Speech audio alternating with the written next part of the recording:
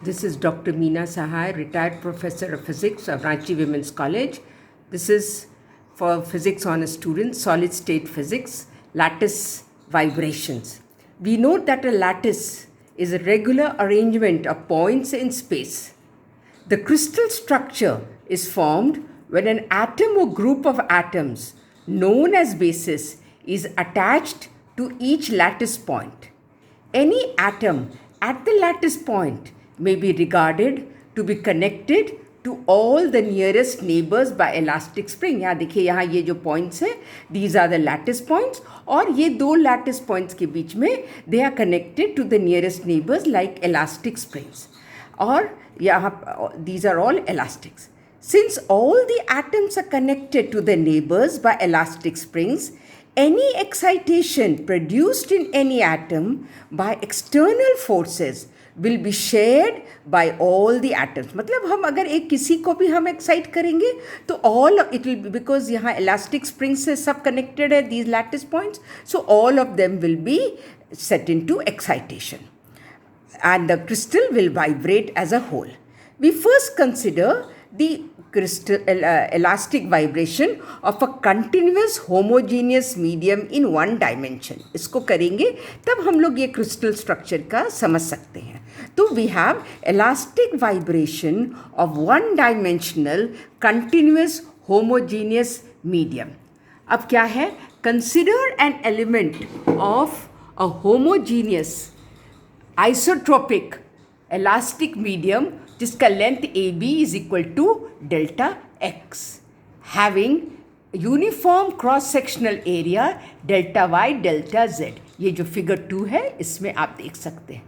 When a stress is applied N elastic strain is produced so that the left and, ये जो ए है ये कहाँ शिफ्ट कर जाता है? ए डैश में.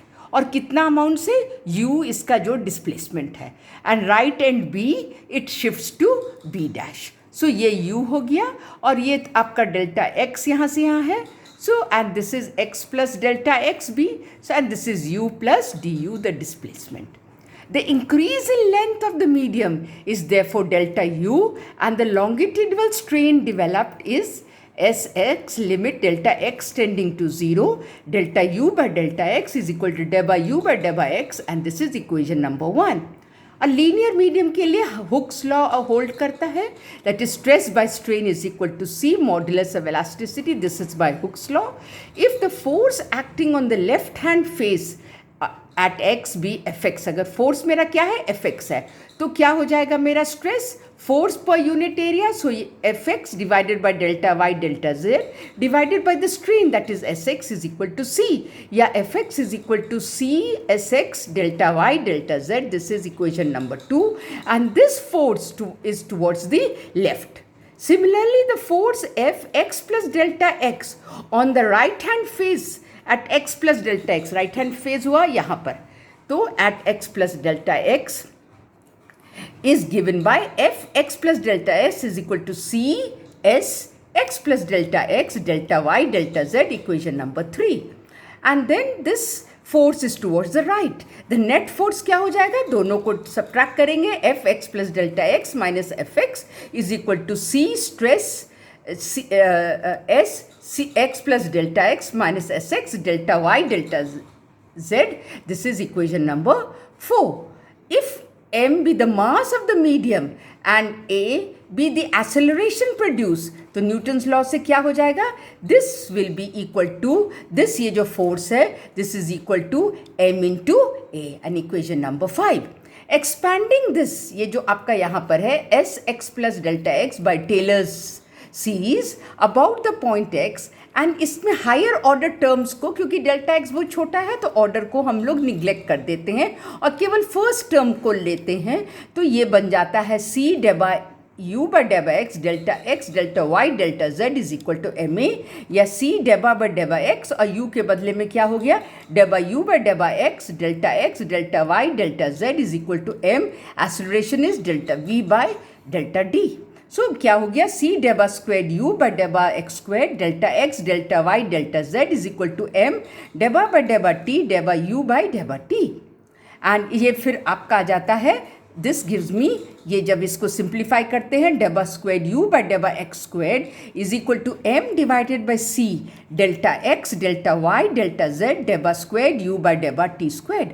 और हम इसको लिख सकते हैं, अगर ये जो कांस्टेंट है rho is equal to M divided by delta X delta Y delta Z, ये वाला टर्म, तो ये क्या हो जाएगा, रो डिवाइडेड बाय सी डेबा स्क्वेड यू बाय डेबा T squared, equation number 7 and this equation number 6, and this, ये जो रो है m by this is the density, it represents the wave, and this equation 6 represents the wave equation for the amplitude of the elastic waves in a linear homogeneous elastic medium as a function of x and t.